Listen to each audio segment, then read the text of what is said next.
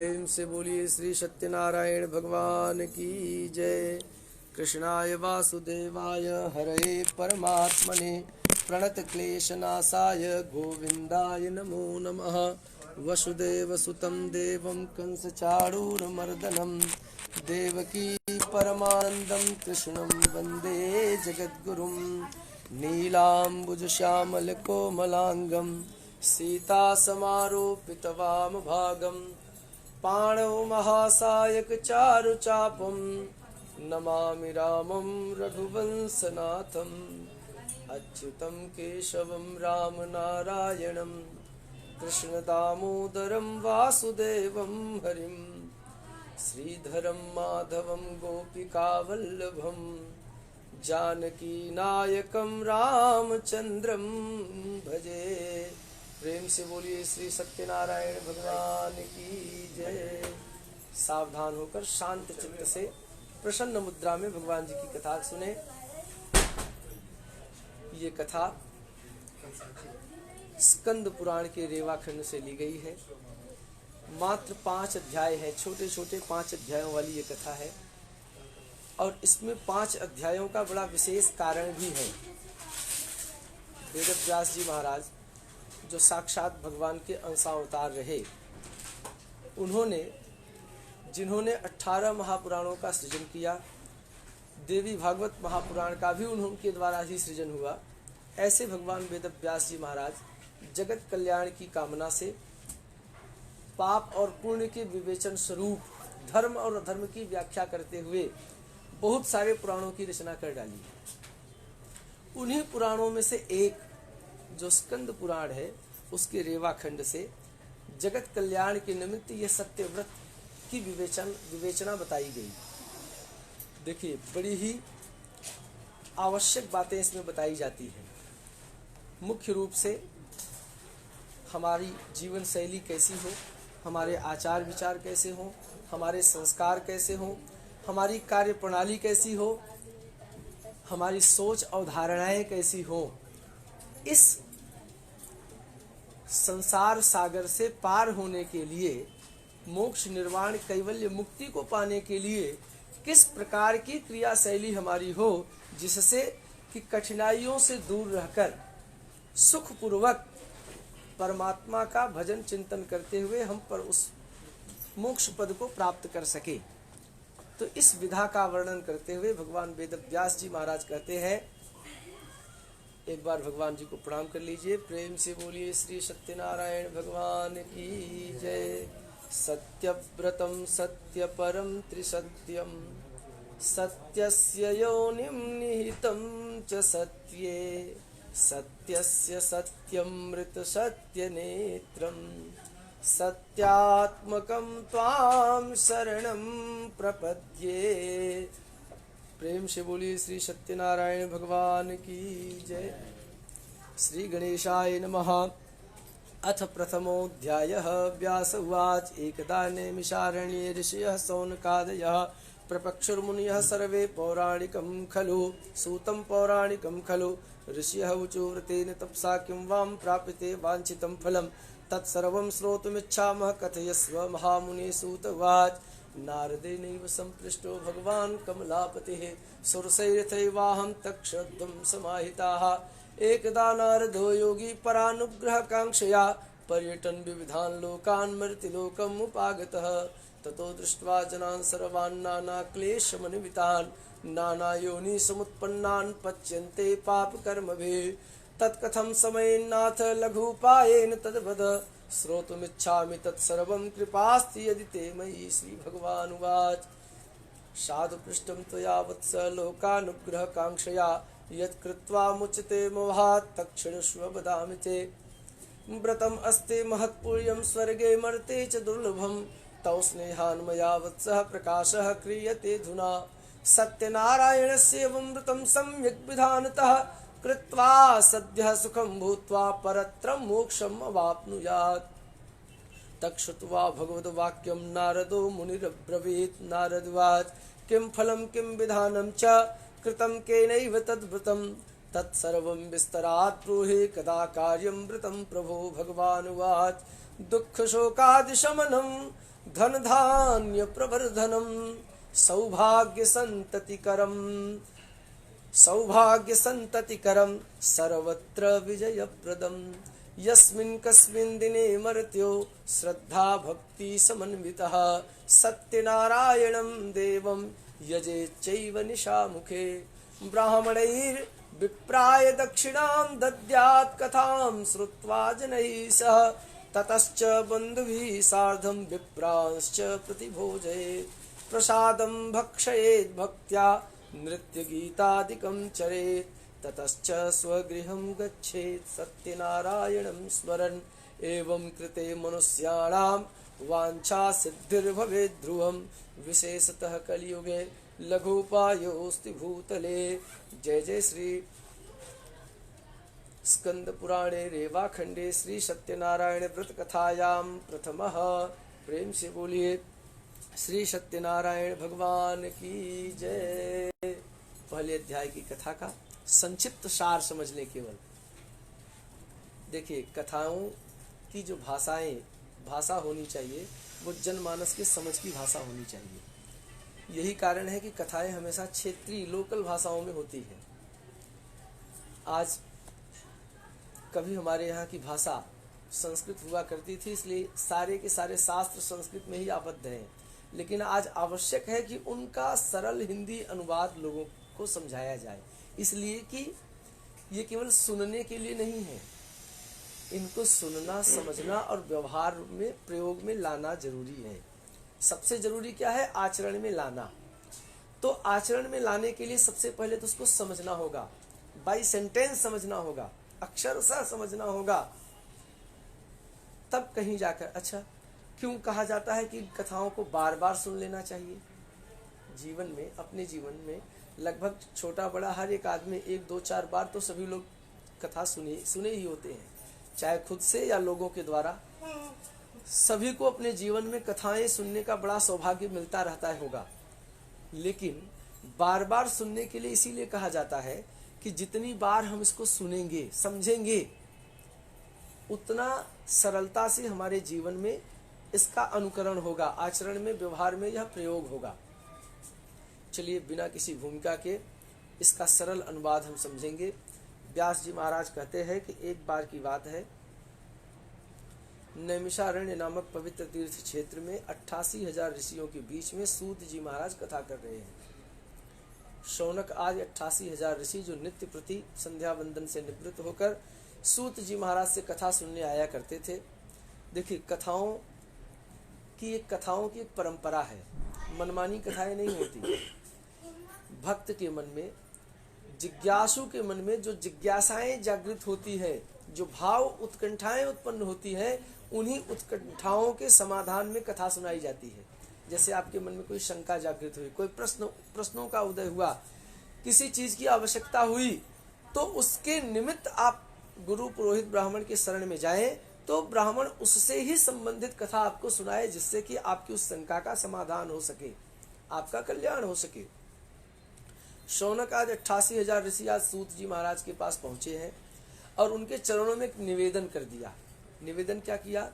व्रतेन तपसा किंवाम प्राप्यते वांछितम फलम। इस सेंटेंस का अर्थ होता है व्रतेन तपसा, क्या व्रत के द्वारा या तपश्चर्याओं के द्वारा, प्राप्यते वांछितम फलम। वांछित फल इस जीव का केवल एक है, मात्र एक है। इस जीव का 84 लाख योनियों में परिभ्रमण कर लेने के बाद कहीं जाकर यह मनुष्य योनि प्राप्त हुई है। और मनुष्य शरीर को प्राप्त करके हम लोग क्या करते हैं? इंद्रियों के वशीभूत हो जाते हैं। इंद्रियों का स्वभाव है विषयों में संचरण करना, और फिर मनमानी शुरू हो जाती है और वास्तविक उद्देश्य का हमें भान ही नहीं होता, जबकि इस जीव का एकमात्र उद्देश्य है मोक्ष पद को प्राप्त करना। आज ज्ञानी लोग पहुंचे हैं कथा सुनने के लिए, साधारण लोग कथा नहीं सुन रहे हैं। 84-88 लाख ये जो 84 ये शौनक आदि ऋषि आए हैं, ये साधारण लोग नहीं आए हैं, ये ज्ञानी विद्वान जन हैं। और इन विद्वान लोगों ने क्या शंका की सूत जी महाराज के सामने? व्रतेन तपसा, क्या व्रत के द्वारा, तपश्चर्या के द्वारा उस जीव के वांछित श्रेयस पद को पाया जा सकता है? अगर ऐसा कोई उपाय है तो कृपा करके आप हमें बताइए। शास्त्रों में परमात्मा की प्राप्ति के दो मार्ग बताए गए हैं। एक तो प्रवृत्ति मार्ग है जो भक्ति प्रधान है, जिसे हम गृहस्थ धर्म कहते हैं, और एक निवृत्ति मार्ग है जो ज्ञान प्रधान है, जिसे हम संन्यास मार्ग कहते हैं। कुछ लोग हैं जिनका मानना है कि अगर परमात्मा को ही पाना है और वही मूल क्रिया है तो क्यों हम घर गृहस्थी के जंजाल में फंसे पड़े।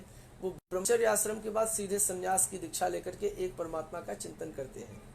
लेकिन कालांतर में देखा गया कि जो संन्यास मार्ग के संत हैं उनके जीवन में धीरे धीरे नीरसता आने लगी और ज्ञान बल के अधिक होने के कारण अहंकार का उदय हो गया, और अहंकार के उदय होने के कारण वे अपने साधना वाले मार्ग को, जो उनका मूल उद्देश्य लक्ष्य है, उस मंजिल को पाने में असमर्थ होने लगे।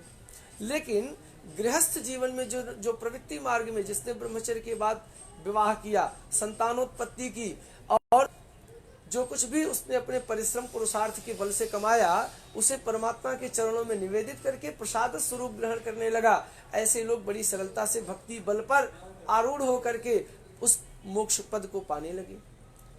तो ऋषियों ने बलात् हठात, आज ये सूत जी जो हैं ये प्रवृत्ति मार्ग के संत हैं, सौनक आदि ऋषि निवृत्ति मार्ग के संत हैं, लेकिन दोनों का समागम हुआ तो निवृत्ति मार्ग का संत आज प्रवृत्ति मार्ग के संत से पूछ रहा है कि महाराज कृपा करके मुझे बताइए कि गृहस्थ धर्म में ऐसे किसी व्रत आदि का निरूपण किया गया है जिसके द्वारा उस परमात्मा पद को पाया जा सके, सरलता से पाया जा सके। सूत जी महाराज ने कहा, महाराज आप लोगों ने जो प्रश्न हमारे सामने रखा है, जो शंकाएं हमारे समाधान के लिए रखा है, इसी प्रश्न को लेकर के एक बार नारद जी भगवान जी के पास गए थे। तो निश्चित रूप से भगवान से अच्छा समाधान तो कोई नहीं बता सकता। जैसे हमने कहा ना, गीता सुगीता कर्तव्या कि मन्ये ही शास्त्र विस्तर ही, जो भगवान के मुख से ही निकला है तो उससे बढ़िया समाधान क्या हो सकता है। नारद सूत जी ने कहा कि जो नारद जी की शंका के समाधान के विषय में भगवान जी के द्वारा बताया गया निरूपण है, आज वही बात, वही कथा, वही कहानी मैं आप लोगों को बता रहा हूँ। फ्लैशबैक में ले जाते हैं सारे ऋषियों को, संतों को, और कहते हैं कि एक बार नारद जी संत सहै दुख पर हित लागी, पर दुख हेतु वसंत भागी। संतों का कार्य ही होता है कि लोगों के दुखों को दूर करना। नारद जी घूमते घामते धरती लोक पर आए, देखे जितने लोग हैं सब परेशान हैं, चाहे धनवान हो, चाहे बुद्धिमान हो, चाहे शक्तिमान हो, सामर्थ्यवान हो, सभी परेशान है, सभी के पास दुख है। ऐसा कोई नहीं कि जिसके पास दुख न हो। लोगों को दुखी देखकर नारद जी का मन दुखी हो गया और उस दुख के समाधान के लिए नारद जी भगवान विष्णु के पास चले गए। अच्छा, नारद जी के पास एक विद्या थी। विद्या क्या थी? वो जब चाहते थे भगवान के पास पहुंच जाते थे। ऐसी कौन सी विद्या है भाई, जानते हैं? नारद जाने वो नाम प्रतापू। नारद जी ने भगवान के नाम की महिमा को अच्छी तरीके से समझ लिया था। निरंतर वो नारायण इस महामंत्र का जप किया करते थे और उसी के बल पर वो जब चाहते थे तब भगवान के पास पहुंच जाते थे। अगर और कोई नारद बनना चाहे तो उसे भी नारायण नाम मंत्र का स्मरण करना होगा। नारद जी भगवान की स्तुति गान करते हैं, बड़ी सुंदर तरीके से नारद जी स्तुति करते हैं। नारद की स्तुति से भगवान जी प्रसन्न हो जाते हैं। आदि मध्यांत हीनाय निर्गुणाय गुणात्मने सर्वेषाम आदिभूताय भक्तानाम आर्तिनाशिने। अनेक तरह से नारद जी भगवान की स्तुति करते हैं। नमो वांग मनसातीत रूपाय अनंत शक्तये आदि मध्यांत हीनाय निर्गुणाय गुणात्मने। कई प्रकार से नारद जी स्तुति करते हैं। अंतिम में कहते हैं कि नारद भगवान प्रभु समस्त इस संसार के एकमात्र कारणभूत आप ही हैं। ये संसार आपने बनाया है और अगर ये संसार आपने बनाया है तो उसकी जिम्मेदारी, पालन आदि की जिम्मेदारी भी आपकी ही बनती है। भगवान ने कहा, नारद क्यों आए हो? कंप्लेन क्या है तुम्हारा? कारण क्या है? उद्देश्य क्या है? ये बताओ, भूमिकाएं मत बताओ। नारद जी ने कहा, प्रभु मैं मर्त्य लोक में गया था, पृथ्वी लोक पर गया था और वहां जाकर मैंने देखा कि जितने सारे लोग हैं सभी दुखी हैं।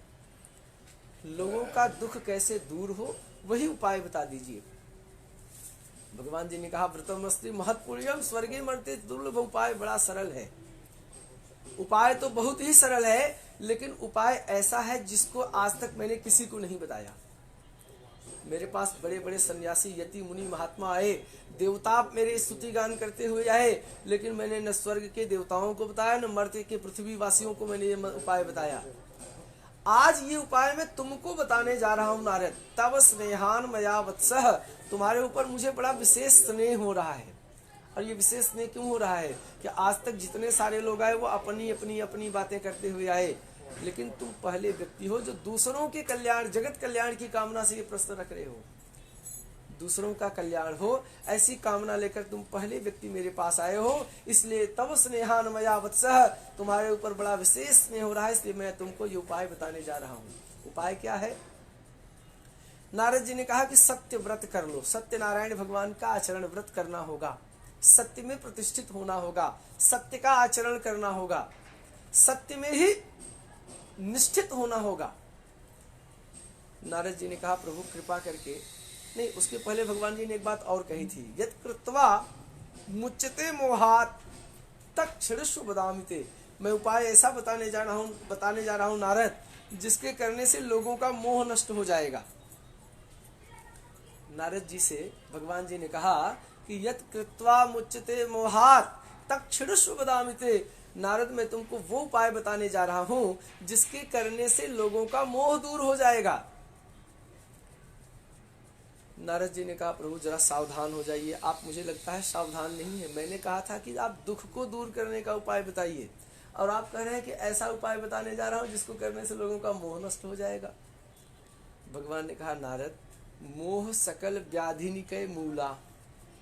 इस संसार में जितने भी दुख है, चाहे XYZ जितने भी प्रकार के दुख है, सबके मूल में, सभी का जड़ जो है वो मोह है, आसक्ति है। और जब तक इस आसक्ति रूपी जड़ को, मोह को नहीं समाप्त किया जाएगा, तब तक ये दुख रूपी वृक्ष खत्म नहीं होगा।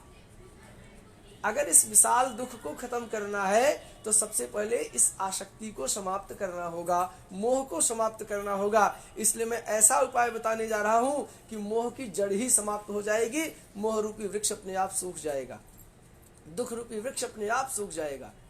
नारद ने कहा प्रभु कृपा करके अगर ऐसा है, देखिए कलिकालवासी पहले जब तक फल नहीं जानते ना, तब तक कार्य में उनका मन नहीं लगता, तो फल को पहले बताना पड़ता है। भगवान ने कहा दुख शोकादि शमनम, हर प्रकार के दुख और शोक का शमन करने वाला है। कथा भी शुरू नहीं हुई है, लेकिन जितने लोग ध्यान से सुन रहे होंगे ना, मन में आनंद की प्राप्ति होनी शुरू हो गई होगी, तृप्ति का अनुभव मिलना शुरू हो गया होगा।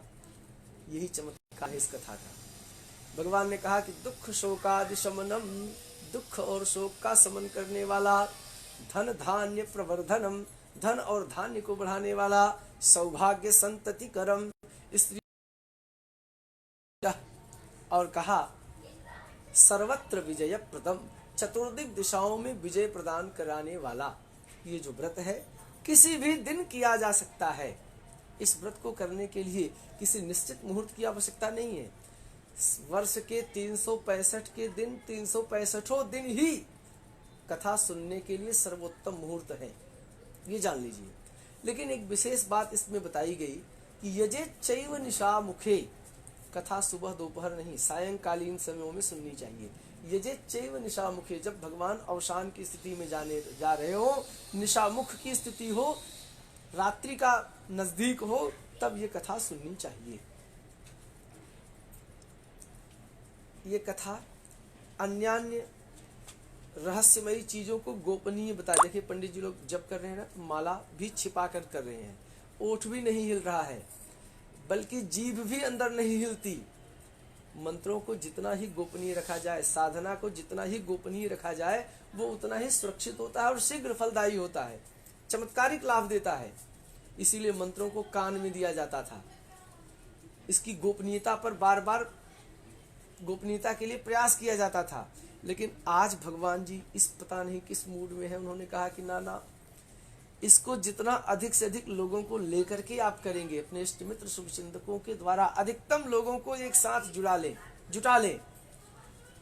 लेकिन एक बात और कह दी, ते सर्वे धर्म तत्पराः, जिनकी धर्म में मति हो ऐसे लोगों को का ही आवाहन करें, इनवाइटेशन दें, निमंत्रित करें ऐसे ही लोगों को जिसकी धर्म में मति हो। नहीं तो क्या होता है, लोग न सुनते हैं न सुनने देते हैं। तो धर्ममति के लोगों को एकत्रित करके ब्राह्मण को बुलाकर विप्राय दक्षिणाम दद्यात् कथाम श्रुत्वा जनैषः, ब्राह्मणों को दक्षिणा दे करके। आप मार्केट में सामान खरीदने जाते हैं तो क्या करते हैं, पहले सामान खरीद लेते हैं, ठोक बजाकर देख लेते हैं अच्छा है कि नहीं है, इसके बाद पेमेंट देते हैं ना। ऐसे ही लेकिन ब्राह्मणों से अगर कोई सुविधा लें, कोई सहायता लें, कुछ भी करें, तो शास्त्र कहता है कि पहले दक्षिणा दे दें। आपने तिलक लगाया, चंदन लगाया, तो कहा गया कि दक्षिणा पहले ही कुछ ही दीजिए, जो दीजिए लेकिन दे दीजिए पहले ही। इसलिए कि ब्राह्मणों को दक्षिणा पहले दी जाती है, बाद में उनसे निवेदन किया जाता है। विप्राय दक्षिणाम दद्यात् कथाम श्रुत्वा जनैषः, ब्राह्मणों को दक्षिणा आदि से संतुष्ट करके लोगों के साथ मिलजुल करके भगवान जी की कथा करें। प्रसादम भक्षयेत भक्त्या, भगवान का प्रसाद, प्रसाद शब्द का अर्थ होता है प्रसन्नता। कथा के अंत में जो कुछ भी प्रसन्नता रूपी प्रसाद प्राप्त हो उसको ग्रहण करें। और नृत्य गीतादिकम चरेत, नाच गाने के साथ भगवान का भजन चिंतन करें। इसके बाद जो कोई भी जहाँ कहीं से आया है अपने अपने घर जाए, लेकिन जाते समय में भी भगवान की उसी रूप लीला माधुर्य कलाओं का, चित्रण का, गुणानुवादों का मन में स्मरण करता रहे। इस प्रकार से जो कोई भगवान जी की कथा करता है, सुनता है, सुनेगा, निश्चित रूप से उसकी समस्त मनोकामनाएं फलीभूत होंगी, इसमें कोई संदेह नहीं। यहाँ पर पहला अध्याय भगवान जी महाराज के चरणों में परिपूर्ण हो रहा है। प्रेम से बोलिए श्री सत्यनारायण भगवान की। कृष्णाय वासुदेवाय हरे परमात्मने प्रणत क्लेशनाशाय गोविंदाय नमो नमः।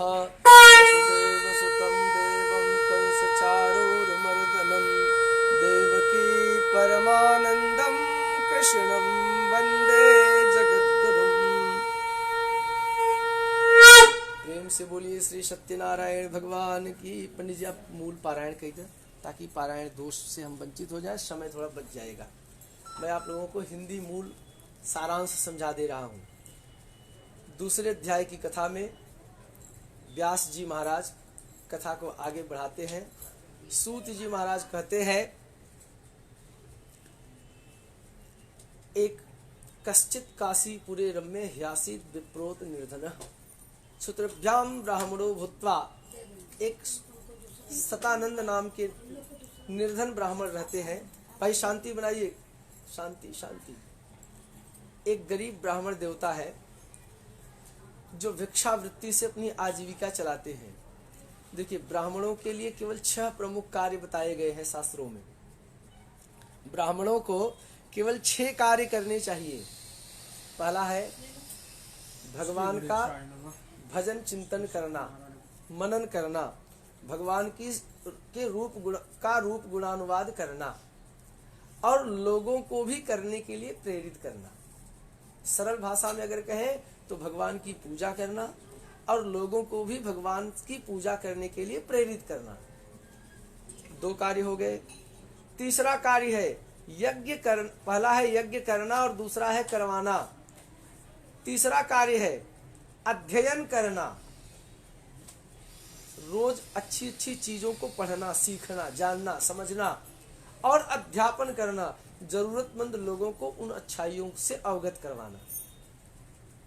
5वां कार्य है भिक्षा मांगना, दान लेना, और 6ठा कार्य है दान देना।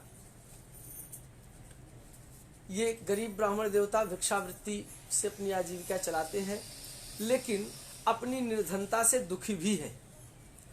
भगवान जिनको ब्राह्मण बड़े ही प्यारे हैं।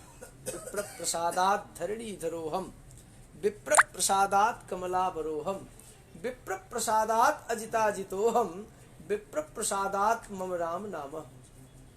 लक्ष्मी जी रुष्ट हो गई एक बार ब्राह्मणों से और श्राप दे दिया, wealth and wisdom never can mix. Lakshmi और सरस्वती में कोई मेल नहीं है। लेकिन भगवान विष्णु के, नारायण के बार बार प्रार्थना करने पर लक्ष्मी जी तब ब्राह्मणों पर प्रसन्न हुई। भगवान कहते हैं कि संसार में अगर कोई मेरा नाम जानता है तो ये ब्राह्मणों की ही महत्ता है, इसलिए मैं ब्राह्मणों से बड़ा विशेष स्नेह करता हूँ। और अपने उसी विशेष स्नेह के कारण आज भगवान सत्यव्रत सत्यनारायण एक बूढ़े ब्राह्मण के रूप में उस ब्राह्मण देवता के सामने आ गए। दुखी होने का कारण पूछ लिया। देखिए, गरीबी से बड़ा वास्तव में कोई दुख है भी नहीं। बुभुक्षितम किम न करोति पापम, भूखा व्यक्ति क्या कुछ नहीं करता। गरीबी किसी का मान नहीं रखती। ब्राह्मण देवता ने अपने भाव भगवान, वो ब्राह्मण जो रूपे भगवान रूपी जो ब्राह्मण आए थे उनके चरणों में निवेदित किया। ब्राह्मण देवता ने एक बात उनको समझाई। उन्होंने कहा, देखिए, कभी किसी के घर में छप्पर फाड़ कर सोना नहीं बरसा है, और न कभी बरसेगा। व्यक्ति के जब आचार विचार बदलते हैं, सबसे पहले तो व्यक्ति को अपने खान पान को बदलना चाहिए, क्योंकि जैसा हमारी खान पान होती है वैसी हमारी सोच और धारणा होती है। जैसी हमारी सोच होती है वैसे ही हमारी क्रिया प्रणाली होती है, कार्य प्रणाली होती है, और जैसी हमारी कार्य प्रणाली होती है वैसी ही परिस्थिति हमारे सामने होती है। ब्राह्मण देवता ने समझाया कि आप पहले अपने सोच को बदलिए। भगवान के चरण में आप शरणागति को स्वीकार करिए, और वह परमात्मा जो विश्वास रूप में है, भगवान क्या है? विश्वासो ही फलदायकम। परमात्मा का स्वरूप विश्वास रूप ही है, तो उसके ऊपर अटल विश्वास रखिए। अनन्यास चिंतयन्तो माम ये जनाः पर्युपासते तेषां नित्याभियुक्तानां योगक्षेमं वहाम्यहम्। परमात्मा पर जो कोई अनन्य भाव से विश्वास रखता है तो परमात्मा उसके हर प्रकार के योग क्षेम की रक्षा करते हैं। ये उनका संकल्प है, प्रतिज्ञा है उनकी। ब्राह्मण की बात इस सतानंद नाम के ब्राह्मण की समझ में आ गई। सत्यव्रत की सारी रूपरेखा उन्होंने समझा दी। ब्राह्मण देवता सत्यव्रत पर आरूढ़ हो जाते हैं, और सत्यव्रत के प्रभाव से धीरे धीरे उनके जीवन में परिवर्तन भी शुरू होता है। परिवर्तन को देख करके उनका मन विश्वास से ओतप्रोत हो जाता है, और मासी मासी व्रतम कृतम, वो हर महीने की पूर्णिमा के दिन, मासी माने महीने का अंतिम दिन, कृष्ण पक्ष से शुरू होता हुआ शुक्ल पक्ष के अंतिम दिन, पूर्णिमा के वाले अंतिम दिन, पूर्णिमा के दिन वो ब्राह्मण देवता भगवान जी की कथा करने लगे। एक दिन कालांतर में प्यास लगने पर पानी पीने की इच्छा से एक लकड़हारा ब्राह्मण देवता के घर में आता है, और कई लोगों को शांत चित्त से, दत्त चित्त से, प्रसन्न मुद्रा में कुछ करते हुए देखकर वो भी रुक जाता है, बैठ जाता है, शांति से कथा सुनता है। कथा की महत्ता को समझकर वो भी संकल्प लेता है कि मैं भी भगवान जी की कथा करूंगा, और आज ही करूंगा। जो कुछ भी लकड़ी से उसको प्राप्त हुआ, दुगुना धन उसको प्राप्त होता है। सुपक्वम कदली फलम, प्रसन्न होकर रंभा फलम घृतम क्षीरम गोधूम से चूर्णकम, जो कुछ भी उससे बना भगवान की पूजन सामग्री को एकत्रित करता है और उसी ब्राह्मण की शरण में जाता है। क्या कारण है कि लोग ब्राह्मण को ही बुलाकर कथा करवाते हैं। कथा की विधि ब्राह्मण को ही भगवान जी ने बताया था। कालांतर में जितने सारे लोग भगवान जी की कथा करेंगे, सब उसी ब्राह्मण को ही बुलाकर की विधि आपको पता है, आप ही आकर भगवान जी की वो कथा कर दें। ब्राह्मण देवता को लेकर के सविधि भगवान जी की कथा करता है, और इस संसार के जो भौतिक सुख है, धन पुत्र आदि, पत्नी आदि सुखों को प्राप्त करता हुआ अंत में भगवत धाम का अधिकारी हो जाता है। दूसरा अध्याय भी भगवान जी के चरणों में परिपूर्ण हुआ। प्रेम से बोलिए श्री सत्यनारायण भगवान की जय।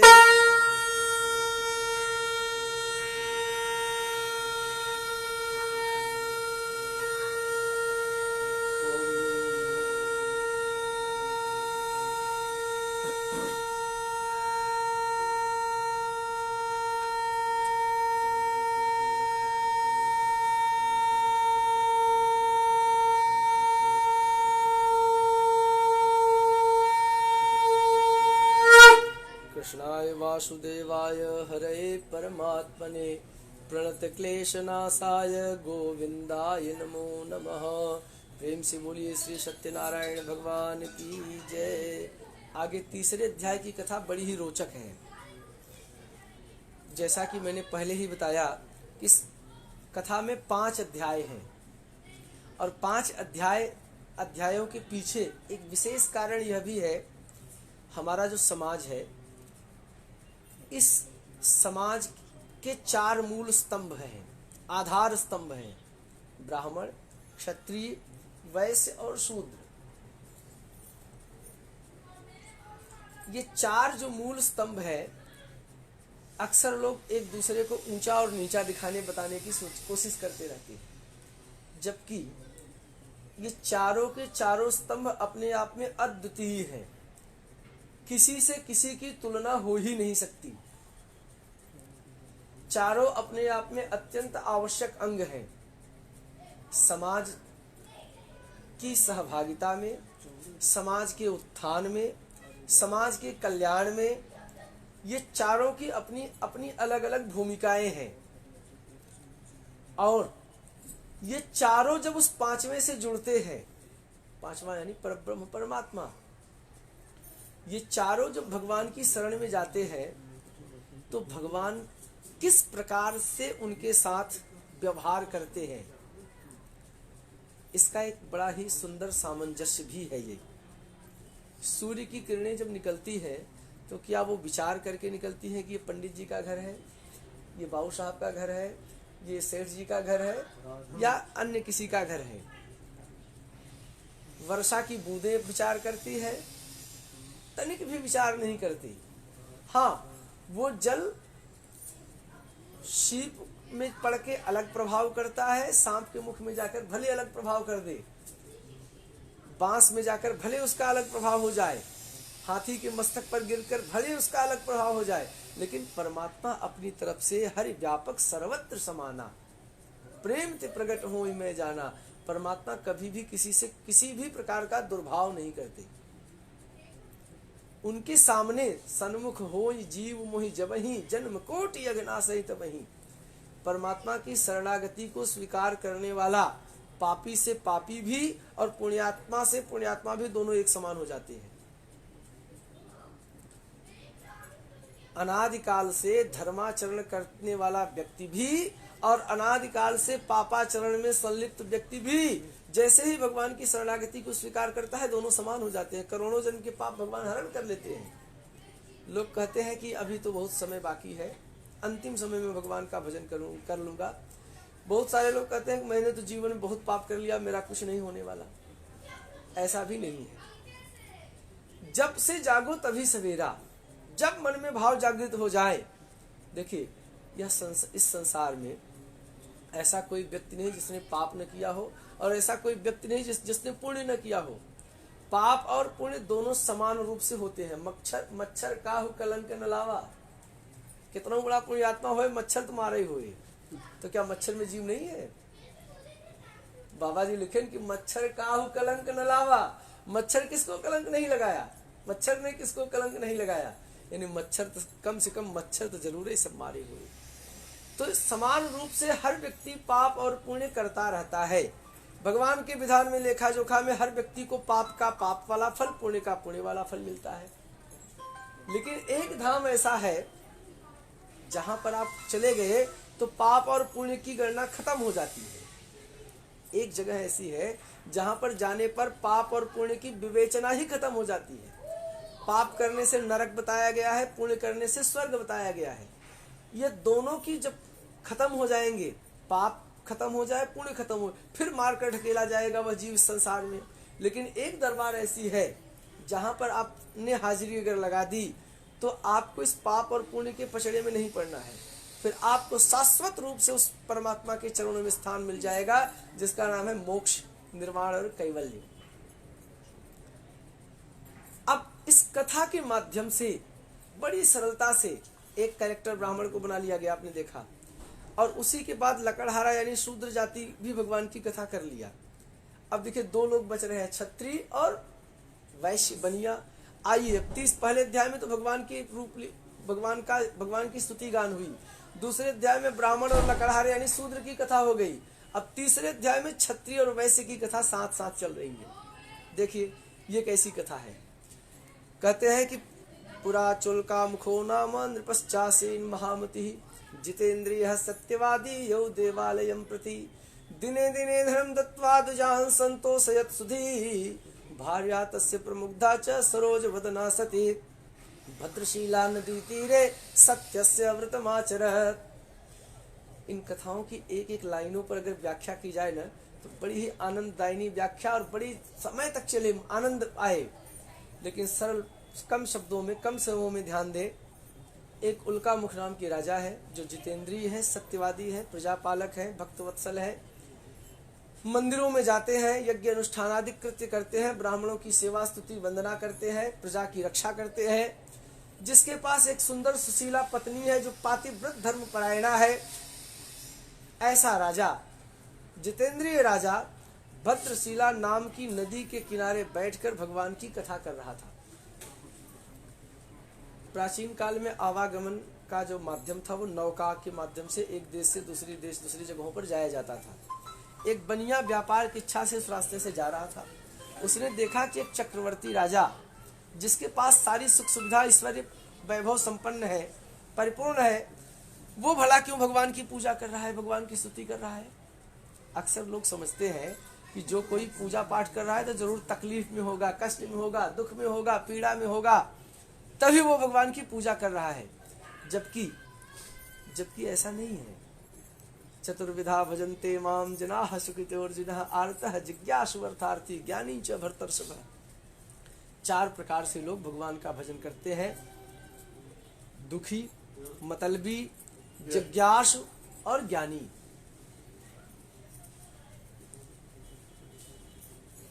ध्यान को एकाग्रचित्त करना पड़ता है। संसार में तमाम विडंबनाएं हैं। लोगों की विडंबनाओं में जब आप ध्यान देंगे तो ध्यान पर वहीं अटक कर रह जाएगा। इसलिए अपने इंद्रियों को एकाग्रचित्त करके एक परमात्मा पर आरूढ़ हो जाना चाहिए। सारे शास्त्र, सारी कथाएं, सारे पुराण सिर्फ एक बात बताते हैं: भगवान का नाम जपिए, भगवान के नाम का स्मरण करिए, किसी तीर्थ में चले जाइए, कोई व्रत कर लीजिए, सबका सार केवल एक है, राम राम जपिए। लेकिन लोग क्या करते हैं? मन को भटकाते हैं। कैसे? जैसे एक कलछुल आपने देखा होगा, कलछुल, ठेठ देहात की भाषा में कलछुल, जो रोज सब्जी परसती है, रोज दाल निकालती है, रोज चावल निकालती है, सारे व्यंजन रोज बेचारी निकालती है, सालों साल निकाल रही है, लेकिन कभी उसको उस दाल सब्जी का टेस्ट पता नहीं चला। और आज भी संसार में मैं अपनी बात कर रहा हूँ, रोज कथा करता हूँ, हम सारे ब्राह्मणों की बात कर रहा हूँ, ज्ञानियों की बात कर रहा हूँ, उस कलछुल की भांति रोज सब्जी परस रहे हैं, लेकिन उसके आनंद को आज तक नहीं पाए। जिस दिन उस आनंद की प्राप्ति हो जाएगी उसी दिन ये जीवन धन्य हो जाएगा। कोशिश वही है, प्रयास वही है, और उस प्रयास को लगातार बनाकर रखना है। जैसे आपने कहा ना कि रोज पढ़ती है गीता, रोज पढ़ती है गीता का पाठ, रोज करती है, हो सकता है भूल से कभी आनंद आ जाए, उसका रस मिल जाए। रोज परसते परसते हो सकता है गलती से ही सही एक बार आनंद मिल जाए, तो जीवन संवर जाएगा। कई जन्मों के का जतन संवर जाएगा, एक जन्म के नहीं। इतना कठिन है ये जीवन, इतना कठिन है। 20, 22, 25, 30, 40 साल की अवस्था में भी अनुभव हो गया कि जीवन कितना कठिन है। और लोग बताते हैं कि कई जन्म जन्मांतर का है ये, कई जन्मों की मार पड़ रही है। अब बताइए जरा, अगर जीवन संवर जाएगा तो उससे अच्छा क्या हो सकता है? राजा को कथा करते हुए देखकर बनिया जिज्ञासावश, जिज्ञासु भी भगवान की कथा करता है, उत्कंठावश राजा के पास पहुंच गया, पूछ लिया, राजन क्यों कथा कर रहे हो, क्यों भगवान का भजन कर रहे हो? भगवान राजन ने कहा, मापे संत तेरनास्ते हे तस्मज्जायते ध्रुव, मेरे पास तो कोई संतान नहीं है जिसके लिए मैं ये व्रत कर रहा हूँ। बनिया ने कहा, अरे बारे महाराज, क्या इस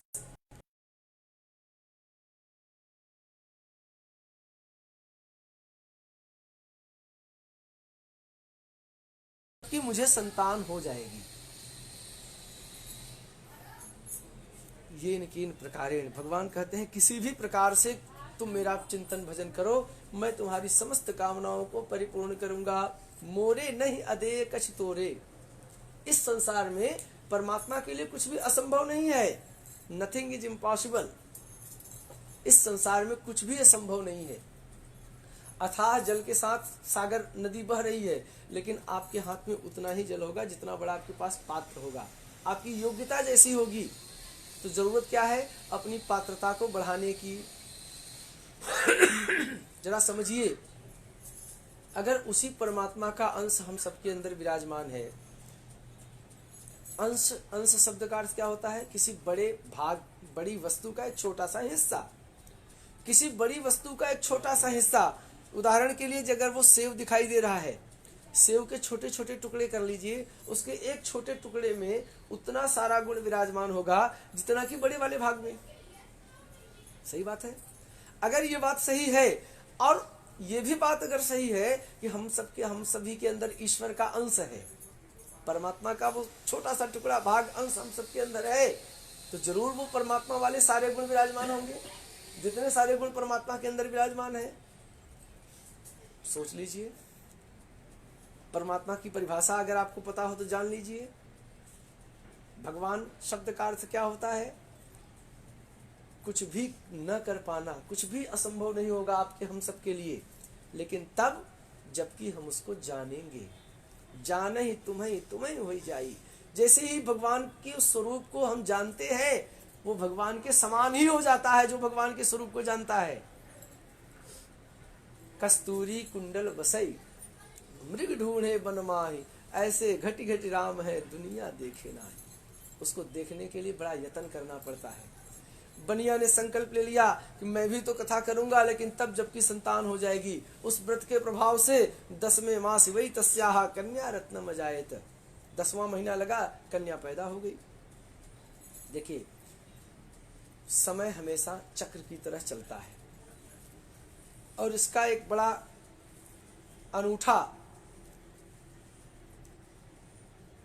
अनूठी बात यह है कि हमेशा परिवर्तित होता है, हमेशा परिवर्तन, नूतनता, नयापन लाता रहता है।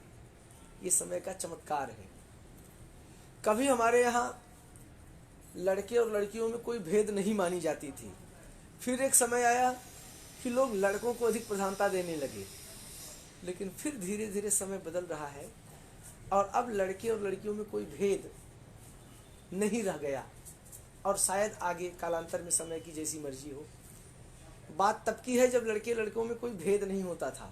अपाला, घोषा, गार्गी, लोपा मुद्रा, ये सब ज्वलंत उदाहरण है।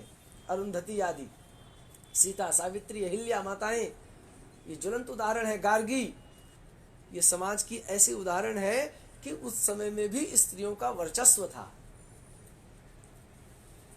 बनिया को लड़की पैदा हो गई, बड़ा खुश हुआ, और खुशी में खूब खुशी को प्रकट करता है। व्यक्ति जब खुश होता है तो उसके भाव बदल जाते हैं। कंजूस से कंजूस व्यक्ति का भी हाथ, भगवान की पूजा वो तुरंत नहीं कर सकता था, भगवान जी की स्तुति वो तुरंत नहीं कर सकता था, इसलिए रुक गया।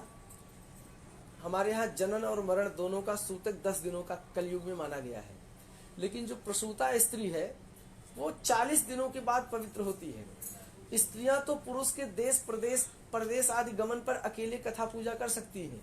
शास्त्रानुसार अगर पति दूर कहीं चला गया है, देश विदेश प्रदेश चला गया है, किसी कारण से पत्नी के साथ नहीं है, तो पत्नी अकेले कथा पूजा व्रत जप तप कर सकती है, लेकिन पुरुष अकेले व्रत जप तप नहीं कर सकता।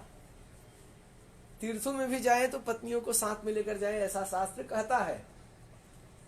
तो अब बनिया बेचारा तो कथा नहीं सुन सकता था। स्त्री के सामने ये विडंबना थी कि वो 40 दिन, सवा महीने के बाद कथा सुन सकती है, तो बनिया बेचारा रुक गया। अब इधर खुशी में भी घर एक सरुआ में नहीं रहा, अकेला रहा।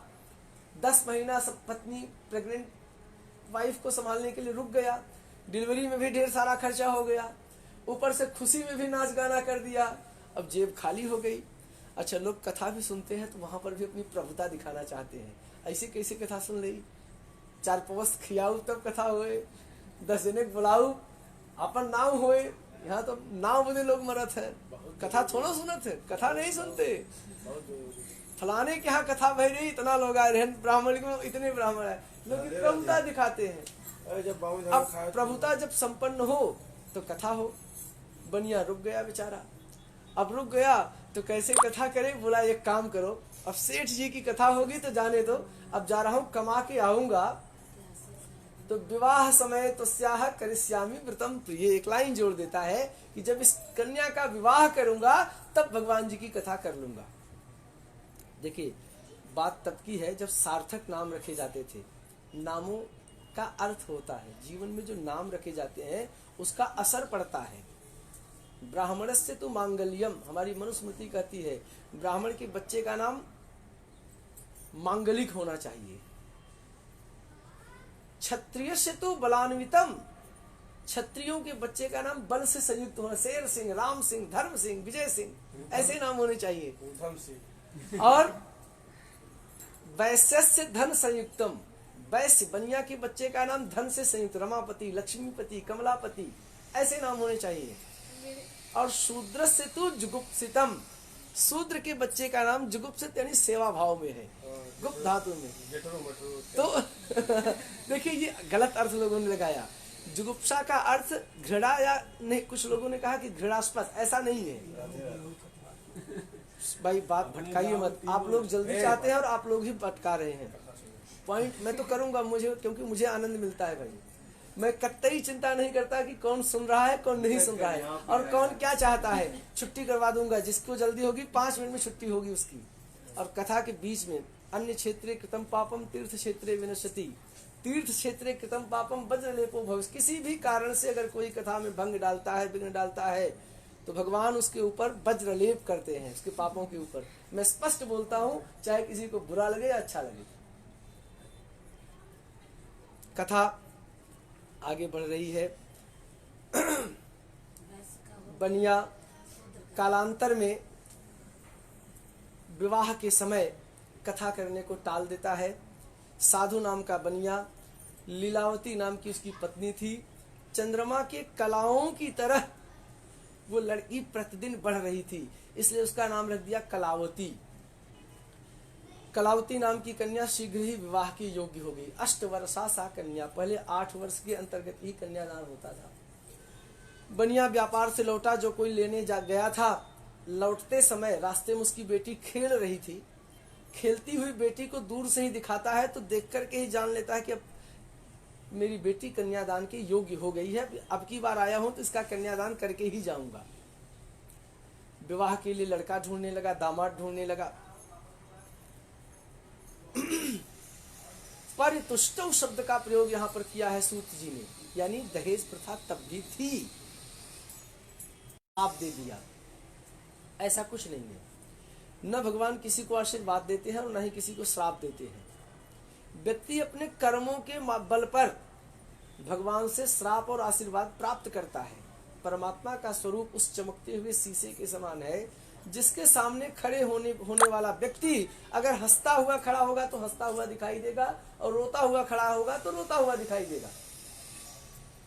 भगवान की एक वरद मुद्रा है, आप लोगों ने जरूर देखा होगा। किसी भी मंदिर में जाइए, किसी भी भगवान के रूप स्वरूप पर विचार करिए, तो प्रभु का एक हाथ वरद मुद्रा ऐसे विराजमान होता है, और जिसका एकमात्र अर्थ होता है तू जो सोच रहा है, तू जो चाहता है, तू जो करता है वही हो जाए। अगर हम अपने प्रैक्टिकल लाइफ में लौटे और विचार करें तो हम सुबह का सोची थे दिन रात, अब तो हम परेशान ही बैठी। भगवान क्या कहते हैं, बस ऐसे ही रहे, सिर्फ एक ही बात कहते हैं, ऐसे ही तथास्तु तथास्तु तथास्तु। तो नकारात्मकताओं से ऊपर उठना है, जीवन के नकारात्मकताओं से ऊपर उठना है। ये कथा क्या करती है? कथा जीवन की नकारात्मकता को खत्म करती है, समाप्त करती है, सकारात्मक ऊर्जा से ओतप्रोत करती है। इसलिए भी कथा सुननी चाहिए। बनिया अपने कर्मों के द्वारा बार बार टालने के कारण दुर्भाग्य को प्राप्त होता है। दामाद अकेले दामाद को व्यापार से जोड़ लेता है। रत्नसारपुरी नगरी में व्यापार करने जाता है, जहाँ के राजा थे चंद्रकेतु। वहां पर बनिया दामाद के ऊपर चोरी का अभियोग लगता है, जेल में डाल दिए जाते हैं। माँ और बेटी भूख प्यास से व्याकुल होकर भिक्षा मांगने लगती है। कलावती नाम की कन्या एक दिन ब्राह्मण के घर में भिक्षा मांगने गई, जहाँ सायंकालीन समय में भगवान जी की कथा हो रही थी। कथा की कुछ अपनी मर्यादा है। रोगी बालक वृद्ध को छोड़कर अगर आप कथा में गए हैं तो आसन भंग भी दोष माना गया है। एक आसन पर बैठकर कथा सुनना चाहिए, वार्तालाप नहीं करनी चाहिए। बीच में कथा को छोड़कर जाना नहीं चाहिए, प्रसाद स्वीकार करके ही वहां से हटना चाहिए। अब जवान लड़की, अकेली लड़की कथा छोड़कर जा नहीं सकती थी, रुक गई। और कथाओं का कोई समयावधि नहीं है कि 25 मिनट में ही कथा हो जाएगी, 1 घंटे में ही कथा हो जाएगी। कथा भाव के ऊपर होती है, रसिक श्रोताओं के ऊपर होती है।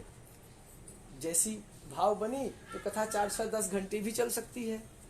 कथा में लेट हुई तो पहले ही दिन बिटिया देर रात्रि से घर आई है।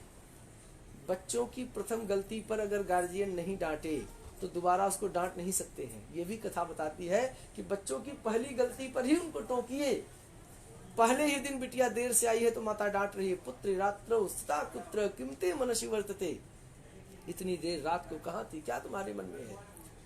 बिटिया बार बार माता से प्रार्थना करती है कि माई अन्यथा मत ले। और प्रमाण उसने क्या दिखाया, प्रसाद। सत्यनारायण भगवान का प्रसाद भी ऐसा अनूठा है कि किसी दुकान में नहीं मिलता, किसी हाट बाजार में, किसी 5 स्टार होटल में नहीं मिलता, छोटे से छोटे रेस्टोरेंट में भी नहीं मिलेगा। वही मिलेगा जहां भगवान जी की कथा होगी। बिना कथा के वो प्रसाद देखने को भी नहीं मिलेगा। और उसने प्रमाण में दिखाया प्रसाद। हमारे नॉर्थ ईस्टर्न का वो पंजीरी जो बनता है, तो माता को विश्वास हो गया कि अरे बात तो सही करी है, कथा से ही आ रही है। और उसे तुरंत याद भी हो जाता है कि कभी हमारे पति देव ने भगवान की कथा का संकल्प लिया था। स्त्रियां जिनमें श्रद्धा बल अधिक होता है, श्रद्धा बल के वशीभूत होकर वो श्रद्धालु होती है, जिज्ञासु होती है, तुरंत ही भगवान की शरणागति में जाती है। और दूसरे ही दिन पुरोहित बाबा को बुला करके जिस बनिया दामाद को पकड़ा है वो निर्दोष है, उनको छोड़ दे, नहीं तो नाशयिष्यामि सराज्य धन पुत्रकम, तुम्हारे पूरे राज्य धन पुत्र सबको नष्ट कर दूंगा।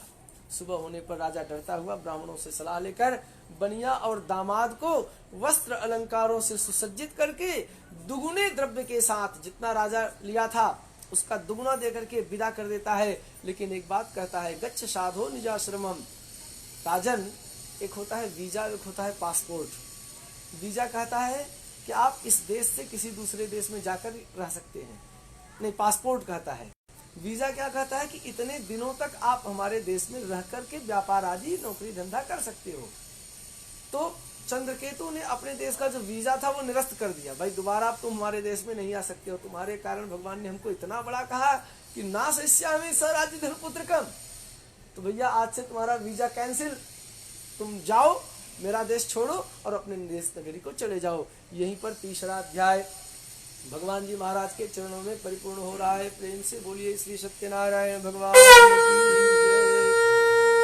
कृष्णाय वासुदेवाय हरे परमात्मने तुल्यक्लेशनाशाय गोविंदाय नमो नमः।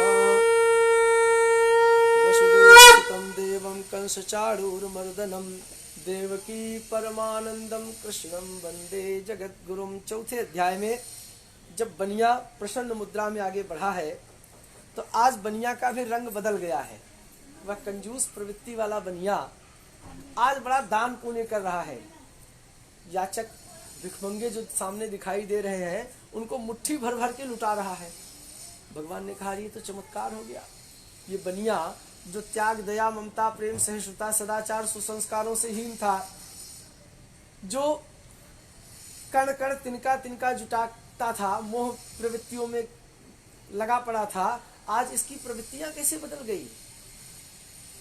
तो भगवान जी ने जिज्ञासा बस उस बनिया की परीक्षा लेने के लिए दंडी स्वामी का रूप धारण लिया और पहुंच गए बनिया के पास।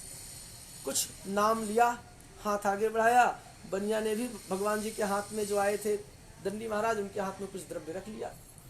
भगवान जी द्रव्य लेकर जब लौटे तो उनके मन में जिज्ञासा जागृत हुई कि आज इस व्यक्ति का जो बाहर वाला रूप दिखाई दे रहा है, क्या अंदर भी वही रूप है। अक्सर लोग क्या करते हैं, बाहर तो एक चमका कर रखते हैं, बाहर से पॉलिश करके आप 1 घंटे आधे घंटे 2 घंटे के लिए मिले तो कोई पता नहीं लगा सकता कि आप कैसे हैं। लेकिन वास्तविक पता तो तब होता है कि उसके अंदर का भाव क्या है, और वो तब पता चलता है जब व्यक्ति कुछ बोलता है। ये जो वाणी है ना, ये हृदय से निकलती है। वाणी कहाँ से निकलती है? अंदर से, हृदय से निकलती है। और वही निकलती है जो उस अंदर होती है। कोई कितना भी बंठन के बोले, लेकिन 4 लाइन अगर बोल दे, 4 लाइन बोल दे तो पता चल जाता है कि उसके अंदर क्या है। यही चमत्कार है कि उसके अंदर क्या है। भगवान ने सोचा कि इससे बुलवाएंगे। कैसे बुलवाएंगे? पहुंच गए और एक जिज्ञासा रख दी बनिया के सामने, किमस्तितो नौ स्थितम, अरे बनिया तेरी नाव में क्या है? अब ऐसा पूछने के पीछे पर्पज क्या था, उद्देश्य क्या था? उद्देश्य यह था, प्राचीन काल में डाकुओं के डर से सारे व्यापारी एकत्रित होकर व्यापार करने जाते थे। दूसरे देश में व्यापार करने जाए हैं तो देवी देवता मनाते थे जल्दी जल्दी हमारा माल बिके, हम अपने घर जाए। तो जिसका सामान बिक जाता था वो खुशी खुशी वहां के भिखमंगों को दान करके फटाक से घर की तरफ लौटता था। अब जब माल बिक जाता था तो नौकाएं हल्की होकर के पानी के ऊपर तैरने लगती थी। तो जिसका माल बिक गया था, जिसकी नौका हल्की हो गई थी, वही दान करता था। यहाँ उल्टा हो रहा था। बनिए की नाव में हीरे जवाहरात भरे होने के कारण, वजनी सामानों के होने के कारण बनिया का नाव पानी में डूबा है और बनिया दान भी कर रहा है। देखने वालों को लगता है बनिया का तो सामान बिका ही नहीं, फिर भी ये खुशी खुशी दान कर रहा है। तो ऐसा क्या इसने अपनी नाव में भर लिया है जो ये दान कर रहा है? तो प्रश्न खड़ा होता है कि तुम्हारी नाव में क्या है? बनिया ने कहा, देखिए त्रेता युग में रावण ने साधु का वेश धारण करके माता सीता के साथ छल किया था। सीता जी ने श्राप दिया कि जाओ आज से इस वेश का कोई भरोसा नहीं करेगा, साधु रूप का कोई भरोसा नहीं करेगा। तो बनिया के मन में भी शंका जाहिर हुई, साधु है लेकिन ऐसा क्यों पूछ रहा है कि तुम्हारी जेब में क्या है, पॉकेट में क्या है? कोई आ जाए और पूछे कि तुम्हारी जेब में क्या है, यह औचित्य तो नहीं है उसको पूछने का।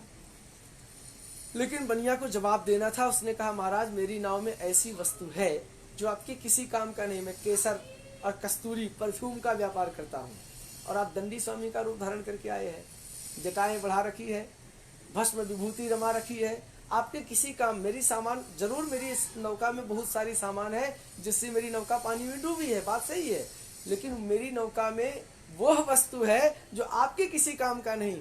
मैं आपको देना भी चाहूं तो आप नहीं लोगे। भगवान ने कहा, ओ हो, अभी भी इसके मन में मलिनता भरी पड़ी है। तो भगवान को कहना पड़ा, सत्यम भवतु ते वचः, तेरी वाणी सत्य हो जाए, तू जो कह रहा है वही हो जाए। जैसा कि परमात्मा हर किसी के लिए कहते हैं, भगवान का भजन करने वाले के लिए भी कहते हैं, भगवान का भजन नहीं करने वाले के लिए भी यही कहते हैं, सत्यम भवतु ते वचः। अब बनिए की नाव हीरे जवाहरात से लता पत्र में कन्वर्ट हो गई। बनिया मूर्छित हो गया। दामाद के द्वारा चेतना लाने पर, दामाद के ही कहने पर वो बनिया दौड़ता हुआ भगवान दंडी महाराज के शरण में जाता है। और वहां जाकर के जब व्यक्ति की ठोकर लगती है तब रहे राम, तब भगवान की याद आती है। पहुंचा तो भगवान की अनेकानेक तरह से स्तुति करता है। तन्माया मोहिता सर्वे ब्रह्माद्याद्य बहुशः न जानन्ति गुणान् रूपम तवश्चर्यामिदं प्रभो मूढ़ोऽहं त्वां कथं जाने मोहितस्तव मायया प्रसीद पूजयिष्यामि यथा विभव विस्तरैः। अच्छा, हम स्तुति भी करते हैं तो चालाकियों में करते हैं। अगर हम भगवान के सामने चले जाएं, तज मद मोह कपट छल नाना करऊं सद्यते ही साधु समाना।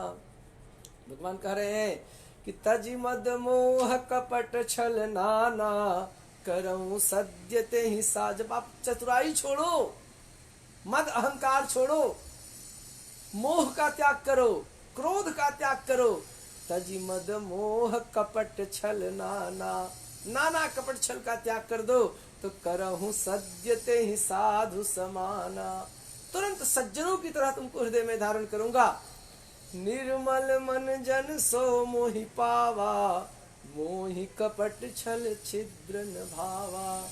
लेकिन निर्मल मति होनी आवश्यक है। और यहाँ हम भगवान के सामने चतुराई में बड़ा परेशान बाटी, हमेशा रोते रही थे। बाबा उन्हें नहीं मालूम, बाबा तो तोरे हृदय बैठा है, तुम्हें बाद में पता चले, उन्हें पहले पता चले परेशान है, क्या है, कैसे है। माया, भगवान मायापति को भी हम माया दिखा देते हैं, उनको भी माया बता देते हैं। बनिया लगा स्तुति करने। भगवान ने कहा, देख मेरा एक स्वभाव है, और कोई भी व्यक्ति अपने स्वभाव को जल्दी छोड़ता नहीं, बल्कि नहीं छोड़ता, स्वभाव नहीं छूटता। मिर्ची को 10 साल तक शहद में डालकर रखिए, मिर्ची को 10 साल तक शहद में डालकर रखिए, लेकिन एकदम से शहद नहीं बनेगी। गुड़ को मिर्ची में खून के मिला दीजिए, एकदम से मिर्ची जैसी तीखी नहीं होगी। तो चाल और स्वभाव जल्दी नहीं बदलते। भगवान ने कहा, देख मेरा भी एक स्वभाव है, और स्वभाव क्या है कि जब किसी का कल्याण करना होता है तभी मैं उसके घर जाता हूं। जब किसी के ऊपर मेरी कृपा बनती है, जब उसका भोगदंड समाप्त होता है, तब मैं ऐसे अवसर उसको प्रदान करता हूं। उन्होंने कहा, मैं एक बार शरारत में बलि के पास गया था छलने के लिए, लेकिन वहां भी जाकर के मैं अपना स्वभाव नहीं बदल पाया। सब कुछ बलि का लेने के बाद भगवान ने कहा, कुछ मांग लो। मैं कहीं जाता हूं तो देने के लिए जाता हूं। जब वामन रूप भगवान विराट रूप हुए, कहा बलि मांगो क्या चाहिए। बलि ने कहा, महाराज अब तू ही हमसे मांगत रहा, अब का ना रहा का दे देव हमें, का ना रहा हमारे लिए भाई का दे देव तू हमें। भगवान ने कहा, देख अगर तू मुझसे कुछ मांगेगा नहीं ना तो मेरा नाम खराब हो जाएगा, मेरे गुण बदल जाएंगे, इसलिए मेरे कारण तुमको आज मांगना पड़ेगा। बोला अगर ऐसा है तो चलिए मेरे साथ, पाताल लोक आपने मुझे दिया है तो चलिए मेरे साथ पाताल में। हाहाकार मच गया, सब परेशान हो गए, देवता ऋषि मुनि ज्ञानी विज्ञानी सारे के सारे लोग परेशान हो गए। और तब लक्ष्मी जी को आगे जाकर बलि को भाई बनाना पड़ा, रक्षा बांधना पड़ा। पंडित जी लोग मंत्र पढ़ते हैं, ये न बद्धो बलि राजा दानवेंद्रो महाबलः तेन त्वाम प्रतिबध्नामि रक्षे माचल माचल। तो आज भी भगवान उस बनिया से कह रहे हैं, और आप लोग भी विश्वास रखिए, भगवान जी आए हैं तो जरूर कुछ देंगे। ऐसी इस ध्यान से धारणा से बैठे रहिए। बलि यहाँ पर बनिया को भगवान कहते हैं कि मांग ले आज तुझे क्या चाहिए। अब देखिए, जैसी दृष्टि वैसी सृष्टि, जहां तक हमारी सोच होती है उतनी दूर तक हमारा दायरा होता है। बनिए की दृष्टि कहाँ थी, बनिए का विश्वास कहाँ था, केवल उस नौका पर आरूढ़ जो धन था। अरे वो चाहता तो वैसे 100 नौका मांग सकता था भगवान से। उस नौका में जितने 1000 करोड़ थे, उतने 1000 करोड़ की वो 10 नौकाएं भी मांग सकता था।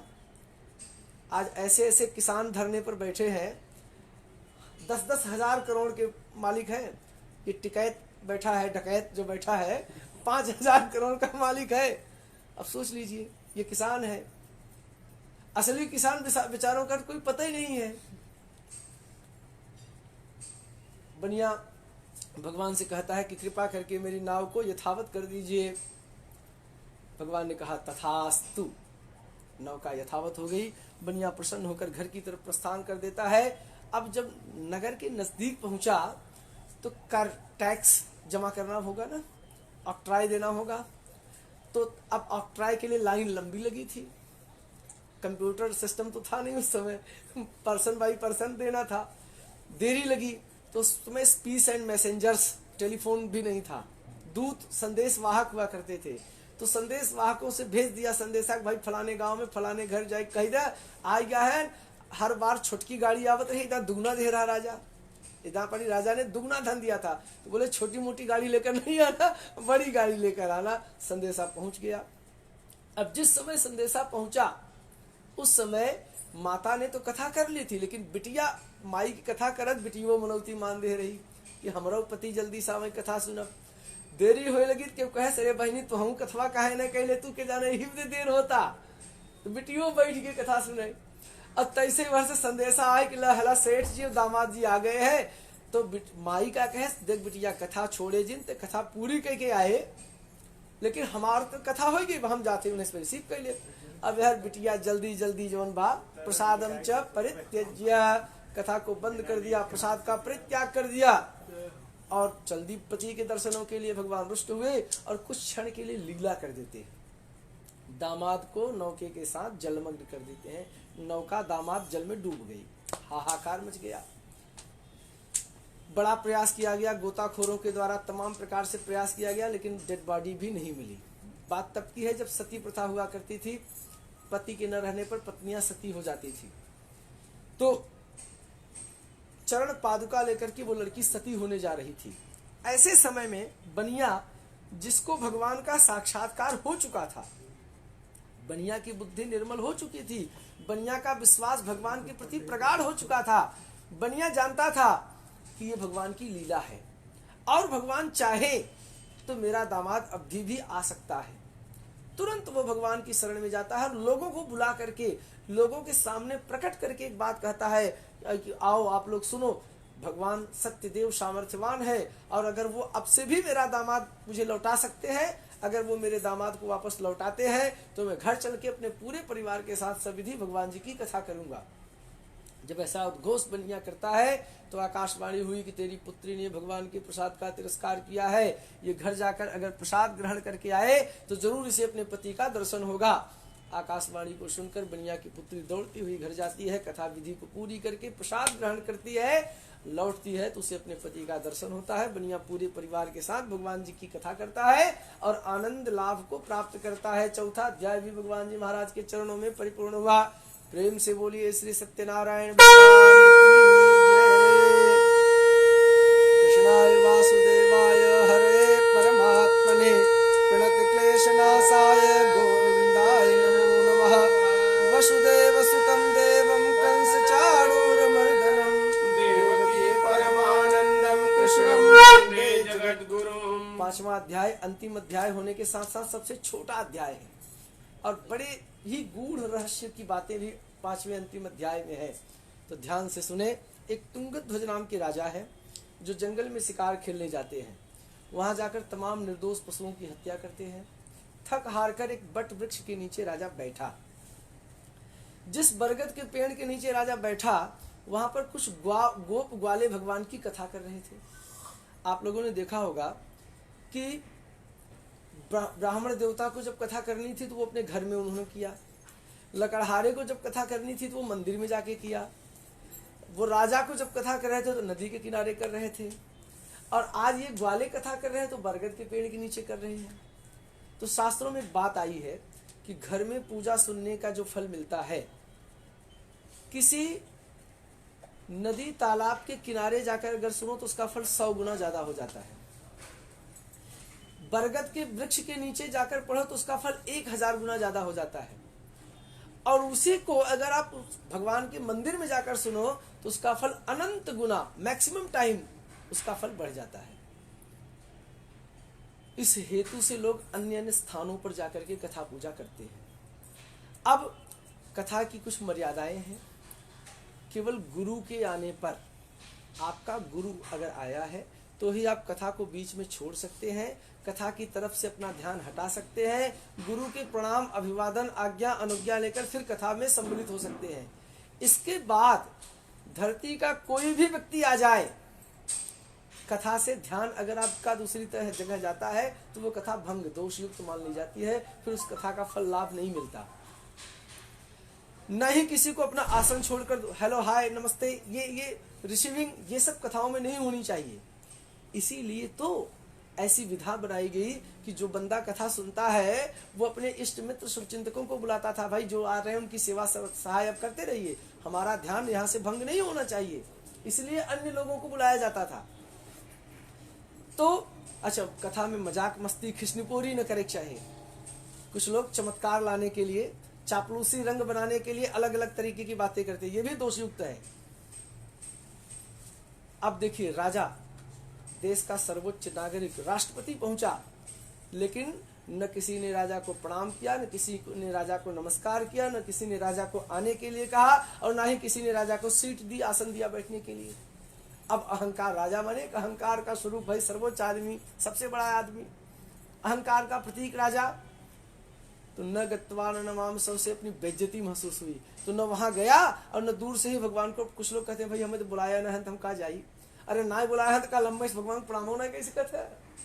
आप कथा में इनवाइटेड नहीं है तो मत जाइए, ठीक है मत जाइए, लेकिन दूर से भगवान के प्रति सदाचार कृतज्ञता तो प्रकट कर लीजिए। न गत्वा न नमाम, सदा दूर गया न प्रणाम किया।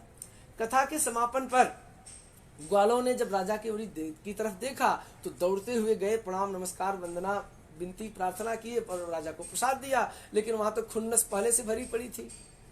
हम लोग पिछली बातें भूलते तो है नहीं, हमारे अंदर ये सिस्टम डिलीट वाला तो है नहीं। राजा खुन्नस में था तो प्रसादम च परित्यज्य, प्रसाद का त्याग कर दिया। अब देखिए आजकल जो पुस्तकें आ रही हैं उसमें तो नहीं, पहले प्राचीनतम जो भगवान की पुस्तक आती थी उसमें एक कथा और अलग से थी।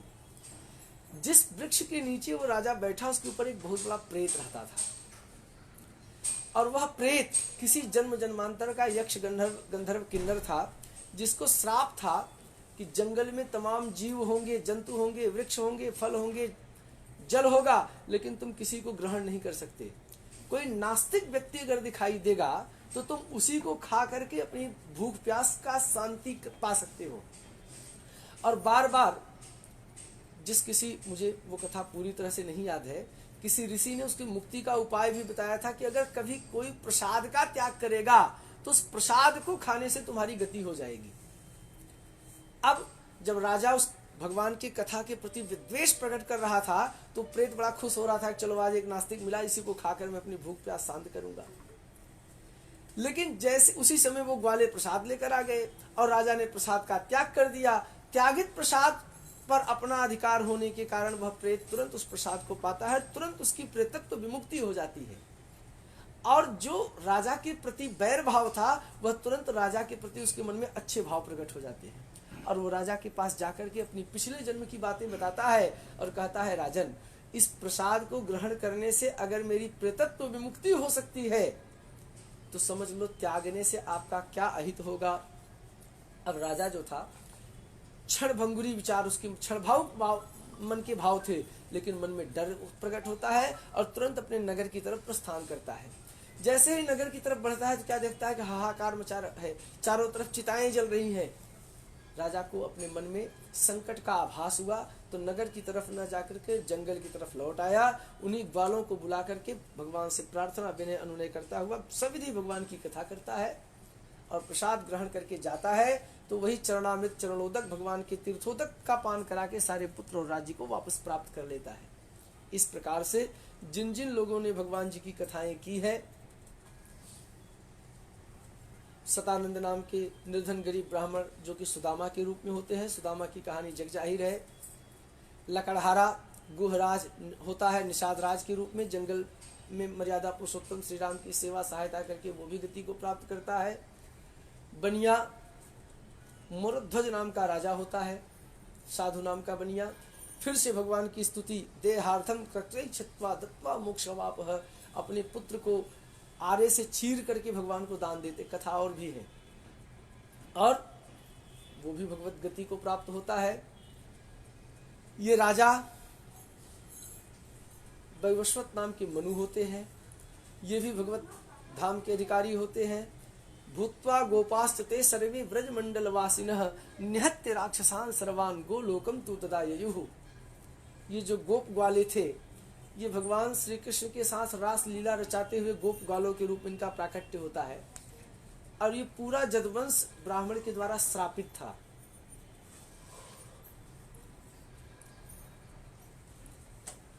शास्त्रों में लोग धर्म की इच्छा से पूजा पाठ व्रत जब तक करते हैं, लेकिन ये इतना सहज नहीं है जितना सहज आज लोगों ने इसको बना रखा है। ये बड़ा कठिन है। इसकी नियमावलियां हैं, बहुत सारी इसकी शर्तें हैं, और इन नियमों शर्तों के विपरीत अगर कोई कार्य करता है तो जहां पर हित की कामना से ये कार्य होता है वहीं पर अहित हो जाता है। ब्राह्मण जो बड़े ही दयालु परोपकारी हैं, हमेशा कल्याण की मूर्ति में रहते हैं, त्याग दया ममता प्रेम सहिष्णुता सदाचार से उत्प्रोत रहते हैं, इसलिए ब्राह्मण सदैव से पूजनीय और वंदनीय रहा है। लेकिन कभी कभी क्रोध में आकर के ये इतना बड़ा अहित कर जाते हैं। एक कथा आती है कि यादव पत्नियां एक ऋषि महाराज थे, उनकी बड़ी सेवा करती हैं और परीक्षा लेना चाहती हैं कि देखिए इस ब्राह्मण को कितना ज्ञान है। कभी भी माता पिता की परीक्षा नहीं लेनी चाहिए, गुरु ब्राह्मण पुरोहित की कभी परीक्षा नहीं लेनी चाहिए, पति पत्नी के मर्यादित जीवन से कभी खिलवाड़ परीक्षा नहीं लेनी चाहिए। अब यादव की पत्नियों ने क्या किया कि एक स्त्री के पेट में मूसल बांध दिया, मूसर, और उके दुल्हनी के उड़ा के बैठा दी। या कहीं कहीं कथा में आता है कि बलराम जी खुद ही बैठे थे और कहा कि महाराज बताइए कि इसके पेट में क्या है। महाराज जी ध्यान में गए तो जान गए तो मस्खरी कर रहा है मेरे साथ। तो बोले इसके पेट में वही है जो तुम्हारा नहीं, तुम्हारे पूरे जदवंश का नाश कर देगा, पूरे जदवंश का जो नाश करेगा वही इसके पेट में है। तो घबराए, बाबा के चरण पकड़ लिए, बाबा उपाय बताइए। तो उपाय बताए कि एक काम करो, न रहे बांस न बाजे बसुरी, एक तोड़ तार के इतना दूर ले जाए फेंक दे कि कर कोनो संबंध ही नहीं रहे। मथुरा कहाँ बा, दिल्ली के लगे न, और वो मूसर फेंका कहाँ गया, भेंट द्वारिका कहाँ बा, गुजरात, कितना दूर जाए फेंके। अब चमत्कार देखिए, भगवान श्री कृष्ण आए जदुवंश में, जरासंध से लड़ाई में युद्ध से भागे रणछोड़दास, गए कहाँ, बसाए नगरी। 16,008 पटरानियां, वो उनकी अष्ट शक्ति थी भगवान की, 8 शक्तियां। 16,100 रानी, 16,100 जन्म में भगवान की पति पावे तपस्या कर रहे हैं, कहीं चले इकट्ठे तो उससे ब्याह करब।